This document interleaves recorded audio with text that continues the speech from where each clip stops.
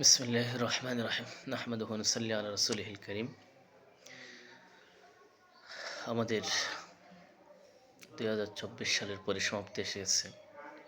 আর একদিন পরে আসছে আমাদের 31st নাইট ডে নামক এক মহান দিবস। যে দিবসের মধ্যে মানুষরা উদযাপন করে থাকে, আনন্দ উদযাপন করে থাকে। আসলে ইসলাম এগুলো সমর্থন করে না এবং মুসলমানদের সন্তানদের জন্য এই 31st নাইট ডে পালন করা হারাম।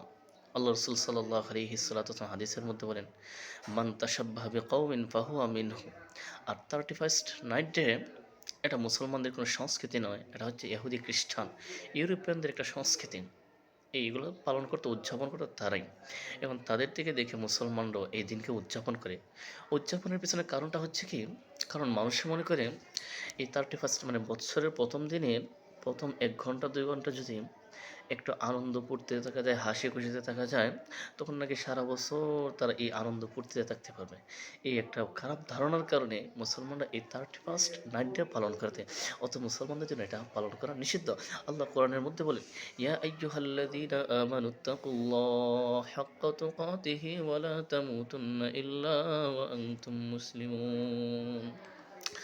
কিছু খ্রিস্টানদের স্বাধীনতা গ্রহণ করবা, কিছু মুসলমানিত্ব ধর্ম গ্রহণ করবা, এমনটা হবে না।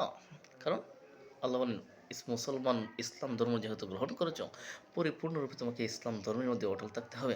কিছু খ্রিস্টানদের ধর্ম, কিছু মুসলমানদের ধর্ম, এটার নাম মুসলমানিত্ব নয়, এটার নাম ইসলাম নয়। আর রাসূল বলেন, মান তাশাব্বাহা বিকওমিন ফাহুয়া মিনহুম। যে যে জাতিদের অন্তর্ভুক্ত সাদৃশ্যতা অবলম্বন করবে, সে ওই দলের অন্তর্ভুক্ত হবে।